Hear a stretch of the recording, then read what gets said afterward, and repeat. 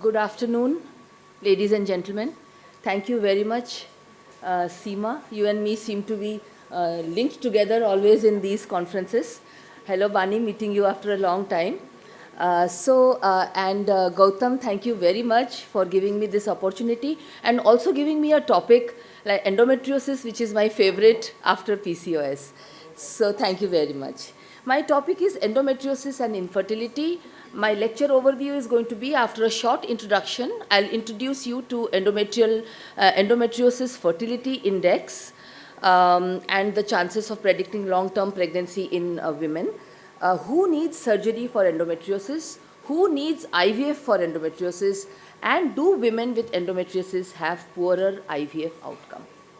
So endometriosis is an ancient disorder, and one of the best known examples is Queen Victoria in the 17th or 16th century, and she was known for her menstrual blues, but she also knew how to treat herself. She would treat herself with marijuana and by getting pregnant every year so that she would keep her endometriosis in bay. Now, endometriosis is a challenge, we all agree, but mostly it is a very, very damaging disease. It's like a danger within, the poor woman doesn't know. And it affects all the mechanisms of fertility. We know many, I don't want to go into detail, the altered tubo-ovarian dysfunction, the peritoneal dysfunction, the abnormal peritoneal environment with minimal mild endometriosis also, and now the fact that we are learning about progesterone resistance and abnormal gene expression profile. Unfortunately, endometriosis and infertility, they throw up many complex questions. So we have to deal patient one-to-one, and we may not have any clear-cut answers. So we may not have any recommendations to give forward which will apply for all patients, So for the ease of diagnosis and management of patients, it's a good idea to make our patients into any one of these categories: stage 1 and 2, which is minimal mild, stage 3 and 4 endometriosis, those with endometriomas and those without endometriomas, women with deep infiltrating endometriosis, and then women who have recurrent endometriomas or who have undergone previous surgeries. And today I'll be speaking most of my recommendations from the 2021 final draft of ESHRE guidelines. We know that ESHRE guidelines for endometriosis of 2014 exist, but now, although this has not been published yet, it is out there in the net for the public to review and to give their opinion. So I have taken all the guidelines from here. So the first thing I wanted to talk to you about was endometriosis fertility index. This was popularized by Adamson in 2010. The aim was to develop clinical tool that predicts pregnancy rates in patients with surgically documented endometriosis who attempt non-IVF conception. So this was for non-IVF women. This is an excellent scoring system which all of us should learn and try to do during surgery. It takes into account the American Fertility Society grading, which is little complicated. Along with it, it takes into account least function score of bilateral tubes, the fimbria, the ovaries, the peritoneum, and then combines it with many historical factors like age, patient history, whether prior pregnancy, how long she has been married, etc. And then they come out with a score. This score gives us a very good prognostication for pregnancy for patients, which we can talk to our patients about. For example, if a patient has a high score like 8, 9 or 10, then her chances of getting pregnant spontaneously without any treatment in the next 3 years is about 80%. But if her score is as much as 0 to 3, her chances of getting pregnant in the next 2 or 3 years is barely 5%. So this is an excellent tool which everybody should learn, understand, and use it for patient counseling. It is available, of course, you can go through and try and do that. So endometriosis associated infertility and fertility enhancing surgeries go hand in hand. We all know that. Surgery is a part of managing endometriosis because we need that for diagnosis also. But always you will note that reproductive surgeons and reproductive ART specialists are always debating. No surgery, yes surgery. IVF people don't want to do surgery. Reproductive surgeons, they want to do surgery even for deep infiltrating endometriosis. So let us see if we can get some kind of a consensus as to who needs surgery in endometriosis. So stage 1 and stage 2 endometriosis are the minimal mild endometriosis. As a person, as a doctor, a gynecologist who is seeing patients in her OPD, how am I supposed to even diagnose this? It's not possible. Yes, a very good ultrasound, if you do your own ultrasound, a good transvaginal ultrasound will pick up very subtle points, which is very important. People who do ultrasound transfer, they can pick up small nodules, they can pick up tenderness in the pouch of Douglas, they can pick up endometriotic lesions in the uterosacrals, they can pick up rectovaginal endometriosis. So that will help. But still, to diagnose this, we will have to do a diagnostic laparoscopy. And if we do a diagnostic laparoscopy, are we supposed to do a complete clearance, which is recommended, and how many of us actually are able to do it and do it? Because you see, in simple cases like this, wherein by chance you note a little bit of red active lesions in the uterosacral, in the POD, which has adherent, a little bit of rectum, or a little blue black lesion here, or a few flimsy adhesions, rest everything is okay in the pelvis externally. So you are actually supposed to do a complete clearance. You may use, of course, bipolar coagulation and ablation of the lesions, all visible endometriotic lesion, but ideal is to do a complete clearance either using a bipolar cutting device or a laser device. But how many of us are actually doing it? How many of us are doing it without creating any complications? Because I myself have seen, ureteric fistula as a result of burning various lesions in the pelvis using a bipolar. And so the point is, if recommendation is to do complete clearance. To do a complete clearance, it will be a 1 hour, 2 hour, 1.5 hour surgery. The patient has to be counseled and patient has to pay accordingly. So it's something which practically doesn't happen. The least we can do is a detailed pelvic assessment, create an endometriosis fertility score, restore anatomy tubo-ovarian relationship as far as possible. And of course, the point is, if we are planning a natural pregnancy for this patient, that means if after the procedure, diagnostic laparoscopy, you are letting her for next a year or so to try spontaneous pregnancy, then as far as possible we should do a clearance surgery, provided the surgeon has the skills and the time and effort to be able to do that. Now, a little more serious and advanced disease like stage 3 and stage 4 is a little more difficult. इसको कैसे run करेंगे? हाँ, आए. So see, the point is that I'll just give some example of some cases to explain my point here. Let me put it on only. So see, for example, a patient who's 27, married life is 2 years, she has come to you for pre-pregnancy counseling. Her primary complaint is primary dysmenorrhea. She's never come for you for infertility. By chance on investigation, you find this kind of a scene. There is the uterus is normal and there is a small endometrioma, maybe about 2 centimeters or so. See, majority of us will have a debate whether we should do a laparoscopy or not. Many laparoscopic surgeons would definitely want to go in and do a surgery and at least do a pelvic assessment. But many ART specialists would debate against doing a laparoscopy for this kind of a patient. But when you do a laparoscopy, you see that the uterus, the ovary, of course, is densely adherent. The tubo-ovarian relationship is totally spoiled.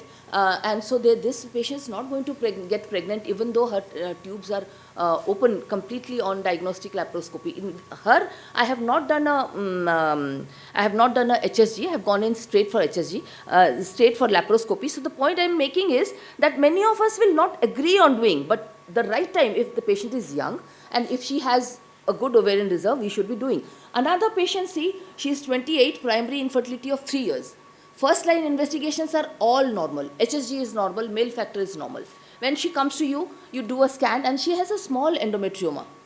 Would you take her up for operating laparoscopy or not? Again, there would be a debate whether we should be doing or we should not be doing. But when you see that, since she's married life is only 3 years, many would argue for a IUI. But when you do a laparoscopy, you see, is she going to get pregnant with IUI? No way, because the tubo-ovarian relationship is so spoiled and the tubal adhesion, the pelvic adhesions are so strong that she's not going to get pregnant. And if you do a good TVS, you will realize that both the ovaries are stuck to each other here. So there has to be a pelvic factor and a tubo-ovarian factor for which you have to take her up for a surgery and do a good clearance as far as possible, and then plan a COH IUI, or else decide on doing a Now, large endometriomas and bilateral endometriomas are a totally different ball game because they are much more difficult to do. The skill of the surgeon is very important. The first surgery is always the make or the break surgeon. So it's the patient's luck where she falls, with which surgeon she falls for a surgery of this nature.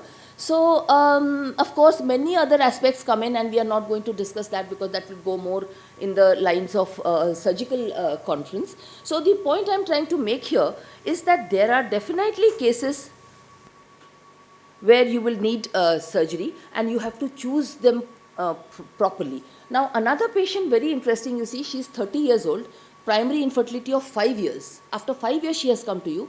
Baseline investigations were all normal, male factor, HSG normal, patent tubes, everything.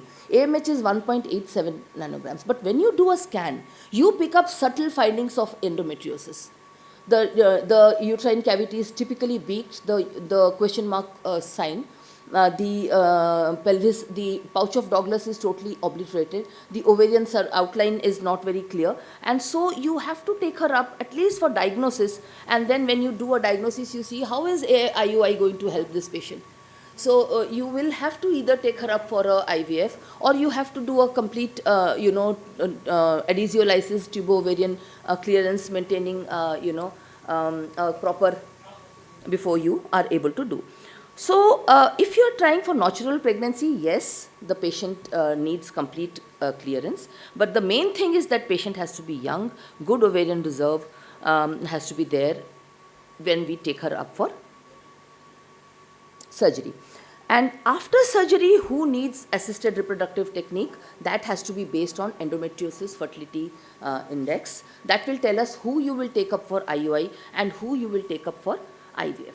So whenever you see a patient with grade 3, grade 4 disease, with or without endometrioma, the question will come whether to operate or not to operate. The question you should ask yourself is she a candidate for assisted reproduction? Is she a candidate for IVF based on her age and many other things that you all are aware of? If she is for IVF, then surgery should be the last option that you will think of, and IVF you will take up in all cases of endometriosis who have low ovarian reserve. In fact, you will take up patients for IVF in case with an emergency IVF if they are of advanced stage and very low ovarian reserve, even if they are young and they are married for a very short time.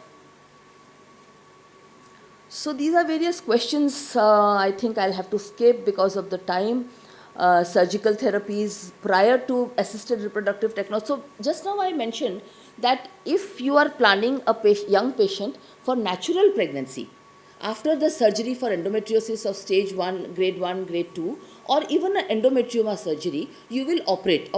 Surgery will give her a better choice. So is it possible that before planning IUI or IVF, operating on these kind of patients will give you a better result? But evidence tells us that there should not be any surgery planned before assisted reproductive technology. So any patient who is a candidate for IUI or who is a candidate for IVF, we should not be taking them up for surgery. Having said that, I will show you another patient. She is 32, she is married for 6 years, her AMH is 1.69, HSG patent tubes, male factor normal, transvaginal shows us like this, multiple small endometriomas both sides. So certainly she is a candidate for IVF, you have realized, but when you see multiple 5, 6 small follicles, again everybody in the audience may not agree with me. You might still want to go in for a IVF and do egg collection, but I thought with multiple such small endometriomas of 0.5 centimeters and 1 centimeter on both sides of the both ovaries, it will probably really create issues while egg collection. So I did take her up for surgery. She had extensive endometriosis. I tried my best as much as possible to do a clean surgery. No energy source was used. I gave pitocin and kind of finished the surgery after that. So there are cases where you will have to operate on endometriomas and endometriosis before ART. Some of the examples are if there is a rapid growth of endometrioma, sonographic suspicion of malignancy, because we know that recurrent endometriomas and long-standing endometriosis can harbor cancer, severe incapacitating pain, risk of rupture of an endometrioma, presence of an hydrosalpinx, if you see that, you'll have to take her up for a laparoscopy to clear. Whether you clear your endometrioma or not is another matter. Very, very large endometrioma and interference with OPU. In these cases, you might even have to take them up for surgery before you plan your IVF. And repeat surgery, of course, we should almost never be doing. So the last part of my talk, which I had mentioned, do women with endometriosis have poorer IVF outcome compared to others? And before that, let me just give you one small point which I have forgotten in my earlier slides.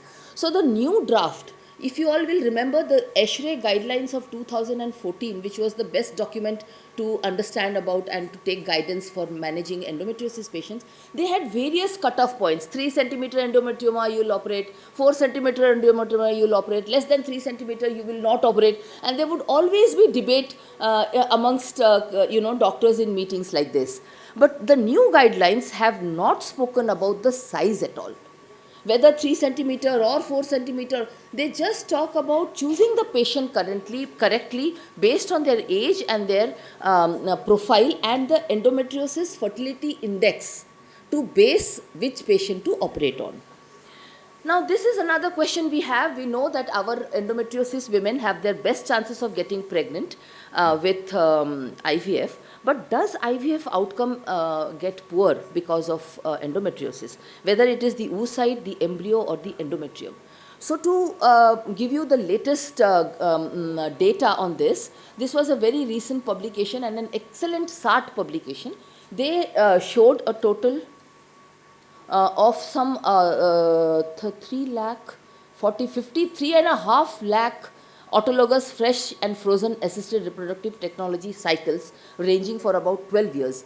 And they showed, almost my last slides, they showed that endometriosis is associated with lower oocyte yield, lower implantation rate, and lower pregnancy rates after IVF. However, the association of endometriosis and IVF outcomes is confounded by other fertility diagnoses. So that is important. So the point is that all these years we used to think that number of eggs are less, egg quality is bad, fertilization rate is less, embryo formation is less, embryo quality is less, implantation is less. But apparently the most important factors which are there, the evidence which has shown us, is that the oocyte yield is low, which is understandable in endometriosis, and the implantation rate is the one which is most impacted with endometriosis, and probably not the other factors. So, although the IVF patients' best chances, the endometriosis patients' best chances are IVF, but still it is impacted by certain implantation which we need to understand. And another 2021 publication of 6,000 mature oocyte showed does not have a negative impact on oocyte morphology. Another 2021 publication showed that there is no compromise of embryo quality. So in endometriosis, we have to worry about the implantation rate. The other things, if it is done at the right time and the right way, then we have no issues with that.